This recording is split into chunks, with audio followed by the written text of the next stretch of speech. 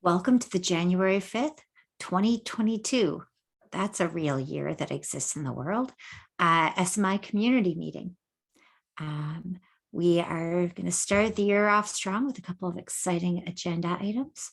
So let's start with a discussion about the issues in the issue queue led by Jared. Jared? Hi. So I was just looking through the issues in GitHub. There was around 80, over 80, I think, issues last I checked. And a lot of them are stale. And so we're just wondering if maybe we could have a bug bash style kind of one-off meeting to just kind of power through those and try and knock as many out as we can. I don't know if I'm knowledgeable enough to answer them. I was going to try and answer some of them, but after looking at some of them, I thought it might be easier if we had an actual live meeting so that we could just get a quick consensus on the response to some of them and close them out. So that was all for that. The other thing was I don't know who's in charge of setting up the GitHub. I guess I don't think there are actions. I'm not sure what it is, but basically setting up a bot to automatically close stale issues after a certain amount of time. Those are the only two things I wanted to mention. Yeah, those are both great ideas. I think we could jump on the stale issue cleanup bug bash ASAP. I'm thinking either this time slot next week or in 2 weeks, we could kind of preemptively declare that the community meeting will be a bug bash. Is one or the other better for the folks on this call? Yeah, I think we could probably get through quite a few of them. I was just looking at the first issue I looked at. I think we can kind of address and kind of close because it's sort of handled anyway. So the only thing I would comment I would make about the stale issue thing is that stale issues, if somebody asks a question and we don't respond as members of the SMI group, we should be like nagged to death for that, because that's very bad us. I think stale issues where we respond and we are awaiting response, it's okay to close those ones. But I think, like I worry that it's kind of like if we're closing issues which are automatically, which are like, hey, I asked you a question, you didn't give me an answer. Thanks for automatically closing that. That sucks. Yeah, that's been an ongoing thing in pretty much every project. So I acknowledge that, yes, we have a bunch we haven't touched, but let's do a bug bash as you suggest. Can the folks who are on this call do this time slot next week? Or is this time slot just not a good one in the off weeks? This time slot actually works really well for me now because normally this time I'm occupied. I make dinner for my wife. She's changed her schedules ever so slightly. So actually this time I'm probably fine. And having said that, I caveated it earlier saying I might have to run away early. But of course. All right. Let's try doing a meeting next week. I'll set a one-off invite, but next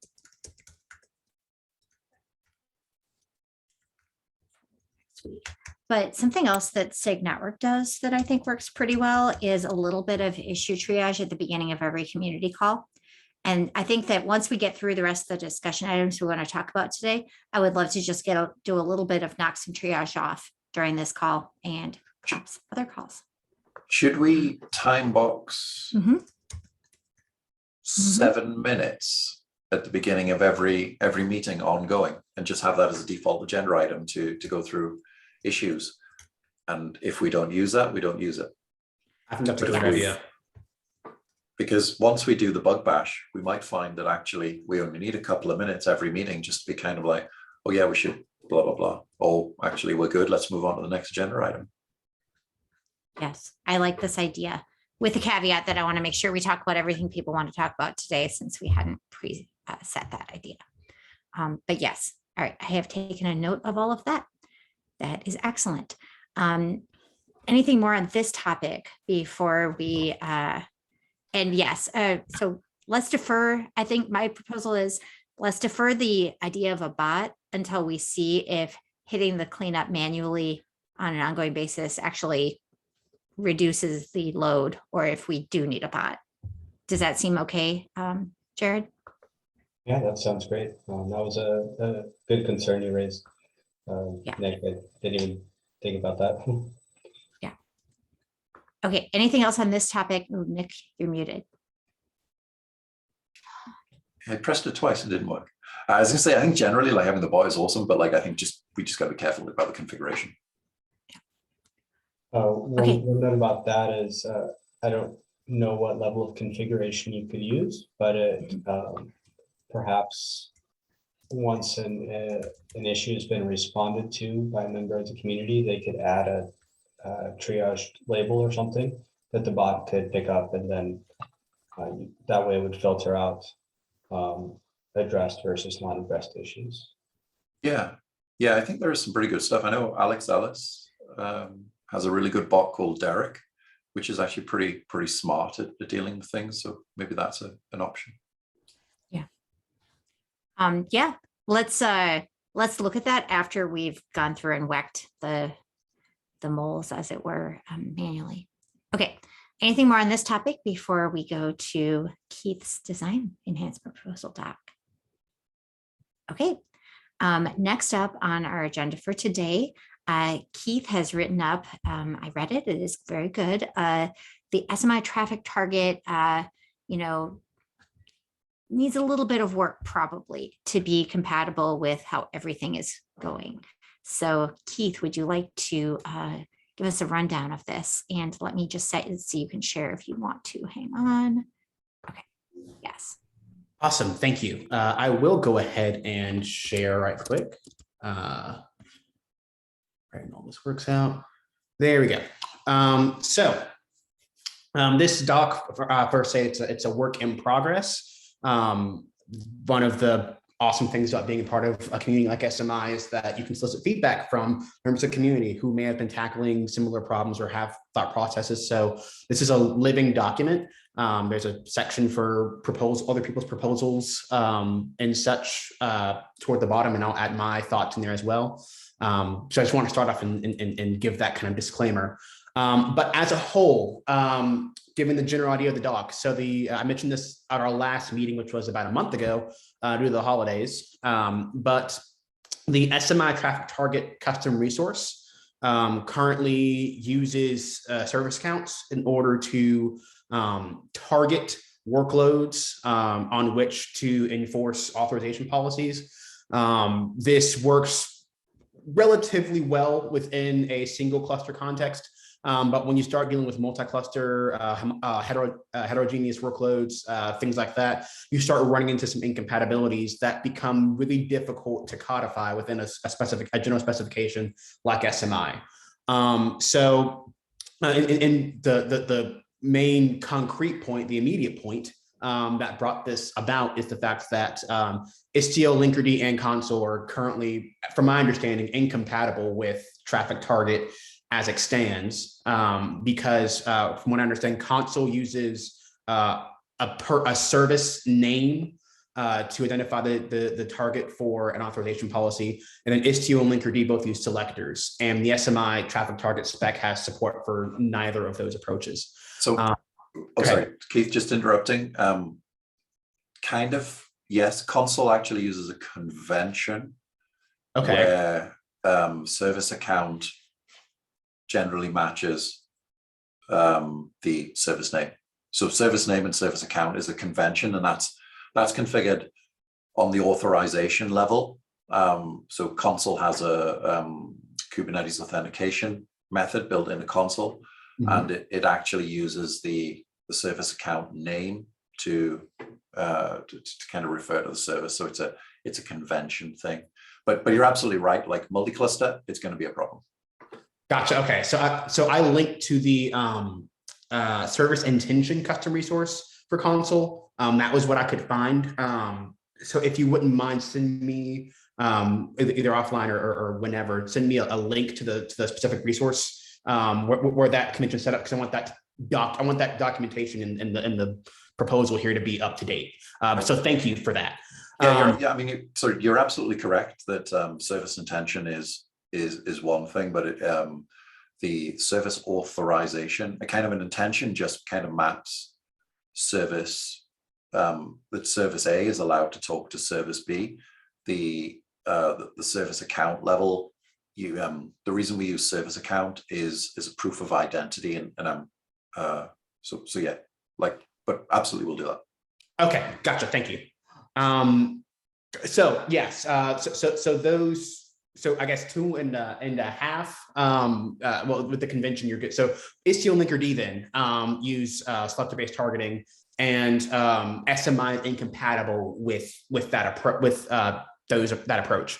And so at this point, I'm relatively new to the SMI community. I'm not sure what the history of that design is. So I'm not sure if this is cause for an alternative approach rather than just an additional approach.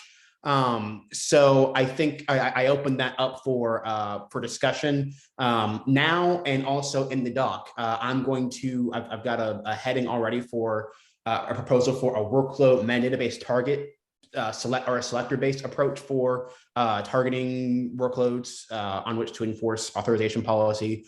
Kinds of rules. It'll probably look somewhat similar to what Istio and Linkerd do. While not breaking support, hopefully not breaking support for current SMI adherence. But this is a pretty big topic, so I definitely want to open it up and give some chance for more discussion here and help me learn more about what's going on. Yeah, so historically wise, service account was implemented as a method of identity proof. The intention was always that there would be more than service account, but service account was kind of like an initial approach. Now, the intention behind service account is that it's cryptographically verifiable. It's also something which can be kind of enforced around RBAC. Mm-hmm. So the kind of the concept around that is that I shouldn't be able to create an SMI policy which circumvents the kind of the underlying security method. So if I use a selector-based approach, the question is, if I create a service and add just a selector to my service, can I kind of do some sort of masquerading for identity? Can I create some sort of identity around man in the middle? So that's a question. I don't like, it's a pretty deep question that my mind's not capable of getting into right now, but the SMI, what I'm getting at is SMI shouldn't create a mechanism which allows circumventing of the underlying security.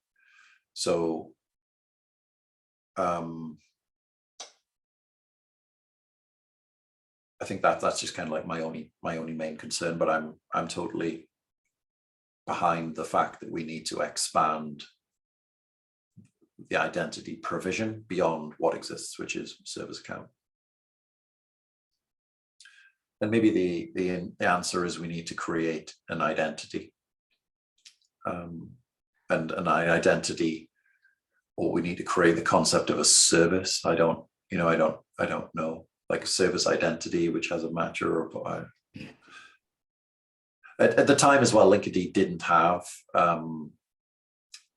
didn't have the concept of service authorization. It was only Istio and console, and I'm not entirely certain what kind of went on with the Istio thing. There was why that was missed. Maybe there's something which has changed or something which makes it non-compatible now. I can't answer that, but definitely something we need to address. Yeah, you bring up some great points when it comes to what the concept of identity is within SMI. Got the challenge out when creating a spec. Istio like uses Spiffy to encrypt or to create identity for each one of their workloads, and so they have the actual implementation, the service mesh implementations can handle identity in their own particular ways. SMI as a specification can't or not shouldn't necessarily prescript a particular way of handling identity. It should be something that you can, it seems that there maybe needs to be something more general there as a concept within SMI that's extendable. Yeah, I mean, like, so console uses Spiffy as well as a kind of an identity, and it uses SVID. But as a general console user, you've got you're not really going to know what the Spiffy ID is, because we don't use it as a kind of we don't expose the Spiffy ID to the user. It's just a convention which is used under the hood for the MTLS authentication between services. So I think, like, how do we, present things in a user-friendly way to the end user, I think is a good thing. To be able to do that in an abstract way, in the sense that the underlying controller should be able to take that specification and that abstraction and to configure things securely. But I think it also kind of, I think, raises another question, which is, at the moment, there's no kind of like RBAC around SMI. So if you can apply an SMI configuration, so say like a traffic target, theoretically, you could perform a higher level action than would be afforded if you were configuring the base level, configuration. Like if you can apply an SMI traffic target, does that give you more permission than if you were just applying a console's native service intention CRD? And I think the answer in most of those cases is maybe yes. So do we need to think about how we allow the end user to secure SMI? So do we need to think about things like OPA? Or I think OPA is probably the way to do it rather than RBAC or something.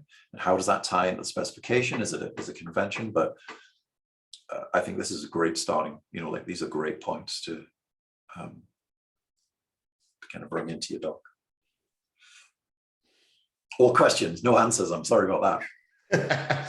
No problem. So that's why I brought this forward, because there are absolutely a lot of questions, and that's when you strive to maintain a specification around an interface, you're going to run into these kinds of things, and with those kind of challenges, it's good to get it behind people with different experiences, with different tools that are, would eventually, hopefully implement the interface to make sure that we're compatible. So I think, I think a shared doc is the way to go. My outletting question at this point is, like, where do we go from here? It's just a weekly a reminder that we use, like what's the path forward look like for this kind of thing? Well, I think, I could be wrong about this, but my gut feeling is that the kind of the concept around service account needs to disappear, because it's an implementation rather than an abstraction. And I've got a feeling that what we need to do is introduce an abstraction around identity that each controller can interpret to be able to satisfy the security model. So for example, if console uses service account, then there is an abstraction around service identity, and console knows how to convert service identity into service account. If Istio uses a different mechanism and Linkerd uses a different mechanism, then we should be able to kind of do that. I've got a feeling as well that, like, conceptually, the key thing that actually we might be just missing is is the concept of service. What is a service in terms of SMI? And therefore, service is kind of, I don't know, honestly, Keith. I'm kind of, I'm just trying to sort of think around it, but it's a hard problem. Yeah, it is, and I think it's maybe something that can be done on an async, but like I would certainly vote and volunteer that this is actually a core sort of talking point of meetings moving forward, because I think it's a big issue that needs to be, we can solve. Yeah, I agree. This feels like a kind of, you're right, it does feel like an async kind of task. One thing I want to make sure we do with this is to make sure the OSM community is involved, because that they're the biggest implementers of SMI, and we want to make sure that they're involved in the design of any kind of alternative. Yeah, I think with like, again, like I think the next step probably is in your document to kind of put a little bit more meat around how the sort of the technical detail around how the authorization model works and the different service meshes, kind of what the existing construct is, how things are flow, what is the kind of the RBAC look like from an operational perspective. And then I think once we kind of got that, we can kind of start looking and we'll find some commonality, and then we can start thinking about designing an abstraction which meets all of that need. And I think if we include OSM's security model in that as well, then there might actually always also be a superset of SMI, which OSM already implements around authentication, which we might just be able to adopt. I know that there are certain supersets of SMI inside of OSM. But yeah, I think you're right on the money with that, Keith. And I think that'd be a really good initiative to take forward.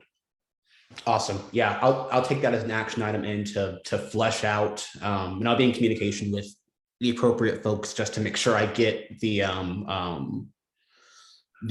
authorization models down as I can, and you feel free to contribute as well. Yeah, I will do, Keith. I was just going to say I'll do the console side of that, and I can also, I'll dig into the sort of the OSM stuff if we can't find just to keep things moving along. I don't think it's a big deal. It's like a paragraph on each, I think, is all we really need, and some like example configurations.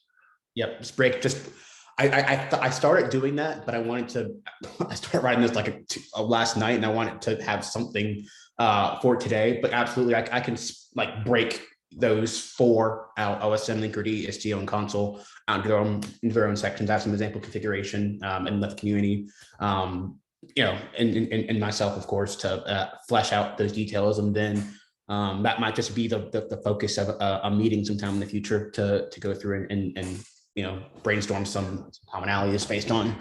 Yeah, I think this is a great doc, honestly, I do. And there's actually one of the issues that I was looking at, which kind of gets us back onto the bug tracking. It's one of the earlier ones as well, where somebody's asking about sort of service identity. And it was a question when we approached this initially, and it was kind of like, this is a really hard question, which we don't have an answer for. So let's implement something with the aim that it will be extended later on. And we're probably way overdue a conversation of the extension.